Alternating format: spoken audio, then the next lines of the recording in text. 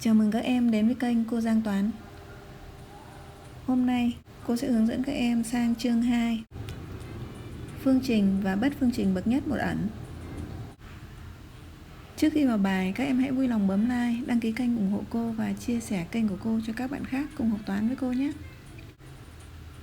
Chúng ta vào bài đầu của chương 2. Đó là bài 4, phương trình quy về phương trình bậc nhất một ẩn. Trong bài này chúng ta phải nắm được hai kiến thức. Kiến thức thứ nhất là giải phương trình tích ax cộng b thừa số với cx cộng d bằng 0. Thì ta giải hai phương trình bậc nhất là ax cộng b bằng 0 và cx cộng d bằng 0.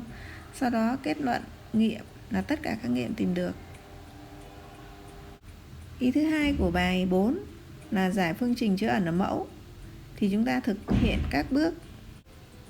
Bước 1 là tìm điều kiện xác định. Bước 2 là quy đồng mẫu hai vế của phương trình được khử mẫu. Bước 3 là giải phương trình tìm được. Bước 4 là kết luận. Thì trong các cái giá trị tìm được ở bước 3, giá trị nào thỏa mãn điều kiện xác định thì xác định nó là nghiệm của phương trình. Chúng ta vào phần bài tập. Bài 2.1 là giải các phương trình sau. Phương trình phần A là x thừa số x trừ 2 bằng 0. Phần B là 2x cộng 1 thừa số 3x trừ 2 bằng 0. Đây là hai phương trình tích. Ta vào giải phần A là phương trình x thừa số x trừ 2 bằng 0. Thì đây là tích của hai thừa số bằng 0, như vậy thừa số thứ nhất là x bằng 0 hoặc thừa số thứ hai là x trừ 2 bằng 0. Từ x trừ 2 bằng 0 ta thực hiện chuyển vế số trừ 2 vế trái sang vế phải thì đồng thời đổi dấu ta được là x bằng 2. Từ đây ta có thể kết luận nghiệm của phương trình đã cho. Vậy phương trình đã cho có hai nghiệm. Nghiệm thứ nhất là x bằng 0 và nghiệm thứ hai là x bằng 2.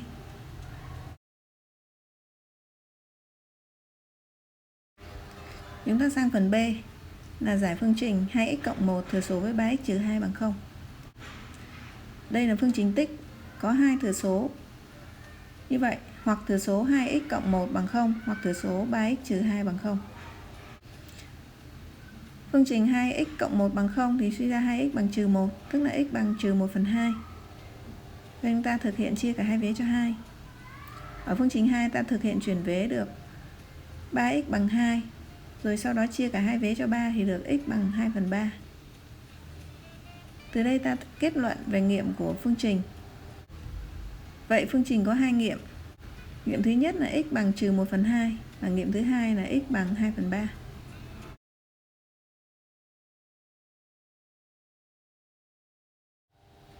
Ta sang bài 2.2.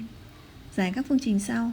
Phương trình A là x bình trừ 4 cộng với x thừa số với x trừ 2 bằng 0. Phần B là 2x cộng 1 tất cả bình phương trừ đi 9x bình bằng 0. Đối với phần A, ta nhận thấy ngay x bình trừ 4 thì chính là x bình trừ 2 bình để đưa về dạng hằng đẳng thức A bình trừ B bình. Sau đó chúng ta phân tích thành nhân tử, nó sẽ chứa thừa số x trừ 2 để có nhân tử chung. Như vậy nó bằng x bình trừ 2 bình cộng với x thừa số x trừ 2 bằng 0. Cái nhóm thứ nhất á, x bình trừ 2 bình phân tích thành x trừ 2 thừa số x cộng 2, bởi vì ta dùng hằng đẳng thức A bình trừ B bình. Nhóm thứ hai giữ nguyên. Lúc này có nhân tử chung là x trừ 2 thì còn lại trong ngoặc sẽ là x cộng 2 cộng với x bằng 0. Ta thu gọn cái ngoặc thứ hai. Vậy bằng x trừ 2 thừa số với 2x cộng 2 bằng 0. Chúng ta đã đưa bài toán đã cho về dạng phương trình tích của hai thừa số bằng 0. Như vậy thừa số thứ nhất bằng 0 tức là x trừ 2 bằng 0, hoặc thừa số thứ hai là 2x cộng 2 bằng 0. Ở trường hợp thứ nhất x trừ 2 bằng 0 thì ta suy ra x bằng 2 bằng cách chuyển vế trừ 2 từ vế trái sang vế phải. Còn ở phương trình thứ hai là 2x cộng 2 bằng 0 thì ta chuyển vế được 2x bằng trừ 2. Ta chia cả hai vế cho 2 thì được x bằng trừ 2 phần 2 tức là x bằng trừ 1. Từ đây ta kết luận nghiệm của phương trình. Vậy phương trình đã cho có hai nghiệm. Nghiệm thứ nhất là x bằng 2 và nghiệm thứ hai là x bằng trừ 1.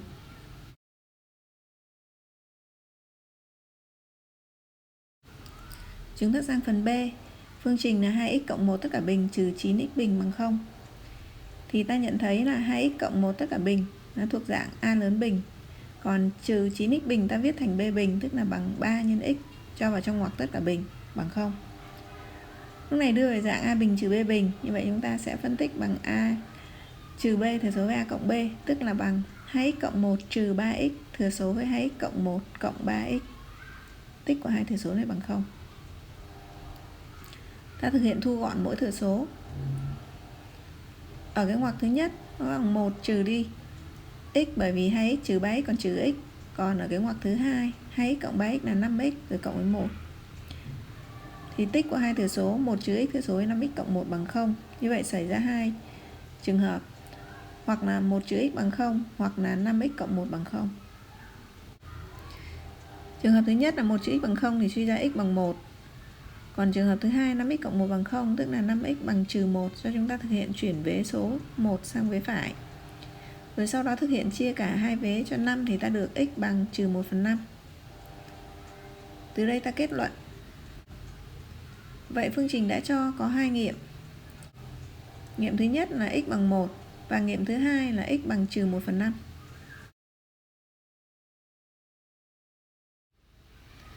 Ta sang bài 2.3 là giải các phương trình sau.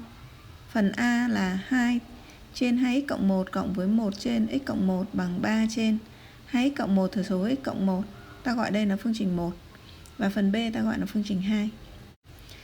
Thì đầu tiên ta nhận xét thấy rằng các phương trình ở bài toán này là phương trình chứa ẩn ở mẫu, do đó chúng ta phải tuân thủ 4 bước của nó. Bước 1 là điều kiện xác định. Điều kiện xác định là điều kiện làm cho tất cả các mẫu phải khác 0.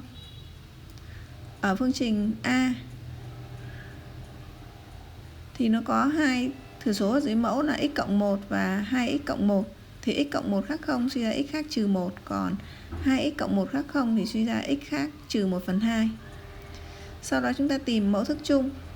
Mẫu thức chung là tích của hai cái mẫu lẻ, tức là 2x cộng 1 thừa số với x cộng 1. Bây giờ chúng ta quy đồng cả hai vế. Từ phương trình 1 thì ta có cái phân thức thứ nhất là 2 trên x cộng 1 thì ta phải nhân thêm thừa số phụ của nó là x cộng 1. Như vậy tử và mẫu cùng nhân với x cộng 1. Đến cái phân thức thứ hai là 1 trên x cộng 1 thì thừa số phụ của nó sẽ là 2x cộng 1. Do đó nhân cả tử và mẫu với 2x cộng 1. Thì được là 1 thừa số 2x cộng 1. Dưới mẫu là 2x cộng 1 thừa số x cộng 1. Bằng bên vế phải thì nó có sẵn cái mẫu chung rồi, cho nên chúng ta không làm gì cả, chép lại thôi.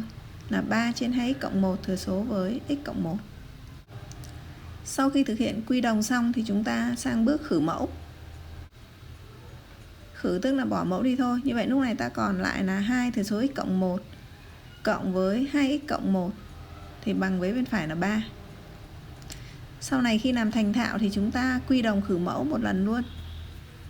Chúng ta thực hiện giải cái phần bên vế trái là 2 thừa số x cộng 1 bằng 2x cộng 2 cộng với 2x cộng 1 thì bằng 3. Ta thực hiện thu gọn 2x cộng 2x là 4x và thực hiện chuyển vế các số hạng tự do sang vế bên phải. Thì bên phải có sẵn 3 và 2 và 1 chuyển vế sang thành trừ 2 trừ 1. Như vậy lúc này ta có được là 4x bằng 3 trừ 2 trừ 1 thì bằng 0. Từ đây ta suy ra x bằng 0 chia cho 4, tức là bằng 0. Hoặc ta hiểu là số nào nhân 4 bằng 0 thì chỉ có số 0 nhân với 4 bằng 0. Khi ta tìm được x bằng 0 này thì so sánh với cái điều kiện chúng ta vừa đặt ra là x phải khác trừ 1 và x khác trừ 1/2 thì x bằng 0 thỏa điều kiện này. Do đó chúng ta kết luận. Vậy phương trình 1 có nghiệm là x bằng 0. Ta sang phần B là giải phương trình 1 trên x cộng 1 trừ đi x trên x bình trừ x cộng 1 bằng 3x trên x mũ 3 cộng 1. Ta gọi đây là phương trình 2 rồi. Ta thấy mẫu ở phương trình bậc 2 này nó có x cộng 1, x bình trừ x cộng 1 và x mũ 3 cộng 1 thì ta thấy là nó chính là cái phần hằng đẳng thức A lập cộng B lập là x mũ 3 cộng với 1 mũ 3 đó. Thì cái phần bình phương thiếu của một hiệu là x bình trừ x cộng 1 nó luôn luôn lớn hơn 0. Do đó chỉ cần xác định cái thừa số x cộng 1 khác 0 thì ta suy ra x khác trừ 1 là được. Như vậy điều kiện là x khác trừ 1 và mẫu thức chung chính là x cộng 1 thừa số x bình trừ x cộng 1. Còn bạn nào không thích viết là mẫu này thì viết là x mũ 3 cộng 1 cũng được. Khi đó phương trình 2 ta thực hiện quy đồng khử mẫu. Quy đồng thì mẫu chung là x mũ 3 cộng 1 chính là x cộng 1 thừa số với x bình trừ x cộng 1. Tức là cả tử và mẫu ta sẽ nhân với x bình trừ x cộng 1. Còn cái phân thức thứ hai, ta nhân cả tử và mẫu với x cộng 1 thì được là x thừa số x cộng 1, dưới mẫu là mẫu chung. Với bên phải thì tử là 3x, còn dưới mẫu là mẫu chung, chính là x cộng 1 thừa số x bình trừ x cộng 1. Chẳng qua là x mũ 3 cộng 1 thì viết bằng x cộng 1 thừa số x bình trừ x cộng 1 theo hàng đẳng thức. Nếu chúng ta nắm chắc thì rất là dễ dàng. Quy đồng xong thì bây giờ chúng ta sẽ thực hiện khử mẫu. Như vậy, cái tử thứ nhất là x bình trừ x cộng 1. Tử thứ hai trước ngoặc là dấu trừ thì chúng ta phải chú ý để giữ nguyên dấu ngoặc đấy nha. Là x thừa số x cộng 1, và vế bên phải là bằng 3x, hoàn mẫu khử luôn. Như vậy bằng x bình trừ x cộng 1 và thực hiện nhân là x nhân x là x bình, trừ x nhân 1 bằng trừ x thì bằng 3x. Ta thực hiện thu gọn cái bậc 2 và chuyển số hạng bậc 1 sang một vế và số hạng tự do ở một vế. Như vậy trừ x bình cộng x bình thì triệt tiêu, nhưng vế bên trái chỉ còn trừ x. Rồi bên phải 3x chuyển vế sang thành trừ 3x. Và 1 ở vế trái chuyển sang vế phải thành trừ 1. Bây giờ ở vế trái là trừ x trừ 3x, chúng ta thực hiện thu gọn. Các hệ số của nó là trừ 1 rồi trừ 3. Thì tổng của chúng bằng trừ 5 nhân với x. Bằng vế bên phải là trừ 1. Sau đó chúng ta thực hiện chia cả hai vế cho trừ 5 thì được x bằng trừ 1 phần trừ 5, tức là bằng 1 phần 5. Thì nó thỏa điều kiện là x khác trừ 1. Do đó ta kết luận là vậy phương trình 2 có nghiệm là x bằng 1 phần 5.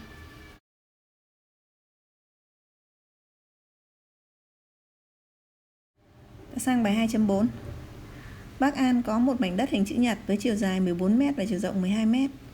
Bác dự định xây nhà trên mảnh đất đó và dành một phần diện tích đất để làm sân vườn như hình 2.3.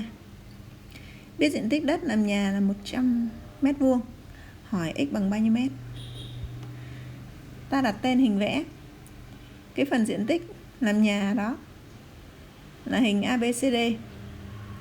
Và phần cả miếng đất là BIHG. Đoạn GA bằng x, đoạn CI bằng x cộng 2. GH và BI thì bằng 14, còn HI và GB thì bằng 12. Đơn vị là mét.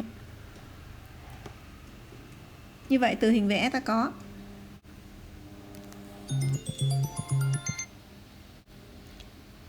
tứ giác BGHI là hình chữ nhật. Do đề bài cho cái mảnh đất này là hình chữ nhật, nên từ đây ta suy ra các cạnh đối bằng nhau. Tức là BI bằng GH bằng 14m. Còn GB thì bằng HI bằng 12m. Do điểm A thuộc vào GB, cho nên chúng ta đi tính độ dài AB.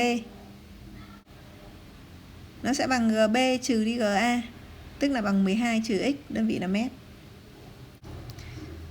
Thì từ biểu thức này chúng ta suy ra cái điều kiện của x là x phải lớn hơn 0 và nhỏ hơn 12. Tiếp theo ta đi tính cạnh BC. Thì do điểm C thuộc vào BI cho nên BC bằng BI trừ đi CI. Bây giờ ta thay số vào thì bằng 14 trừ đi cái đa thức x cộng 2. Ta thực hiện rút gọn thì bằng 12 trừ đi x, đơn vị là mét. Nên AB bằng BC bằng 12 trừ x mét. Lúc này ta thấy cái tứ giác ABCD nó có 4 cạnh bằng nhau là AB bằng BC bằng CD bằng DA và cùng bằng là 12 trừ x. Và cái góc B là góc vuông do là một góc của hình chữ nhật ban đầu. Do đó cái tứ giác ABCD nó chính là hình vuông. Như vậy chúng ta ghi là nên AB bằng BC bằng 12 trừ x mét. Do đó vậy ABCD là hình vuông. Mà diện tích hình vuông thì bằng bình phương một cạnh. Do đó, khi đề bài cho diện tích đất làm nhà là 100 m², nên ta sẽ có phương trình. Diện tích hình vuông là bình phương một cạnh, do đó chúng ta ghi là 12 trừ dx tất cả bình thì bằng 100. Ta đi giải phương trình này. 100 là 10 bình phương, do đó chúng ta chuyển sang vế trái để đưa về dạng hằng đẳng thức a bình trừ b bình. Như vậy nó là 12 trừ x trừ đi 100 là 10 bình phương chuyển vế bằng 0. Như vậy nó thành 12 trừ x trừ 10 thừa số với 12 trừ x cộng 10 bằng 0. Ta thu gọn. Ở cái thừa số thứ nhất 12 trừ 10 còn 2 rồi trừ đi x. Thừa số với thừa số thứ hai là 12 cộng 10 là 22 trừ đi x. Tích này bằng 0. Ta ra phương trình tích của hai thừa số bằng 0 thì xảy ra hai trường hợp, hoặc thừa số thứ nhất bằng 0 hoặc thừa số thứ hai bằng 0. Như vậy là nên 2 trừ x bằng 0, từ đó ta suy ra x bằng 2. X bằng 2 thì thỏa điều kiện là lớn hơn 0 nhỏ hơn 12, cho nên ta ghi là chọn. Trường hợp thứ hai là hoặc 22 trừ đi x bằng 0, tức là x bằng 22. X bằng 22 thì không thỏa điều kiện lớn hơn 0 nhỏ hơn 12, cho nên ghi là loại. Do đó chúng ta kết luận cuối cùng của bài toán này đó là vậy x bằng 2 mét.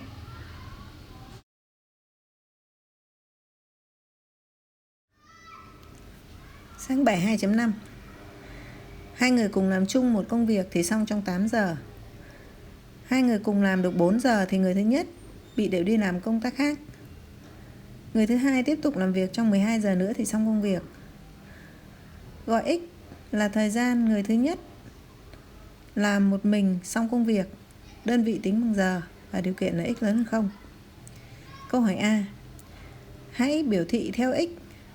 Ý thứ nhất là khối lượng công việc mà người thứ nhất làm được trong 1 giờ. Ý thứ hai là khối lượng công việc mà người thứ hai làm được trong 1 giờ.